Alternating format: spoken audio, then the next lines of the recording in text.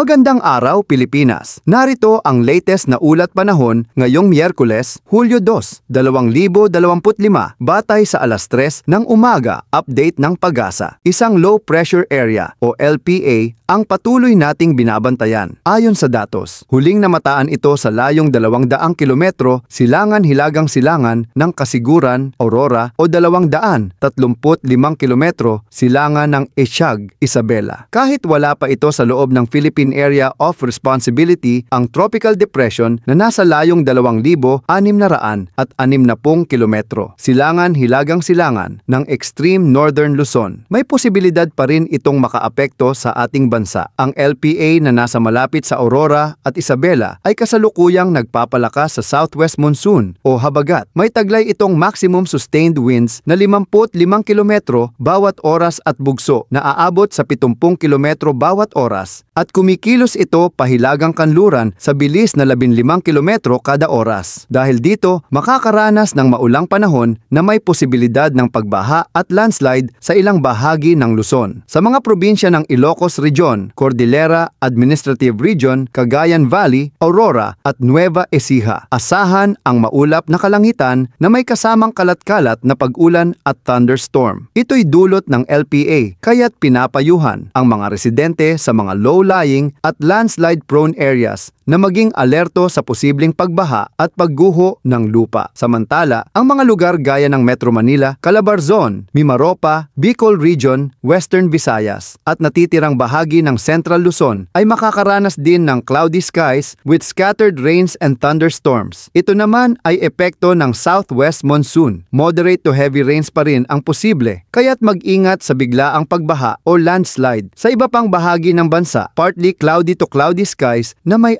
isolated rains or thunderstorms ang mararanasan. Bagamat hindi gaanong malakas, posibleng magdala pa rin ito ng matinding ulan sa piling lugar, kaya't maging mapagmatsyag. Para naman sa lagay ng karagatan at hangin, mag-ingat po ang ating mga kababayang mangisda at may mga maliliit na sasakyang dagat. Western sections of Central and Southern Luzon, katamtamang hangin mula southwest to south na may moderate waves o 1.2 hanggang 2 metro. Northern Luzon, katamtamang hangin din pero mula northeast to northwest at ganoon din kataas ang alon. Visayas, Mindanao at natitirang bahagi ng Luzon. Light to moderate ang hangin mula south to southwest na may alon na aabot sa 0.6 hanggang 1.8 metro. Kaya mga kababayan, huwag kalimutang magdala ng payong. I-check ang lagay ng panahon bago bumiyahe at manatiling alerto sa weather advisories lalo na sa mga lugar na malapit sa baybayin at bulubundukin. Yan ang ating update ng panahon ngayong araw. Para sa mas marami pang update, i-like at mag-subscribe sa ating channel. Ingat Pilipinas!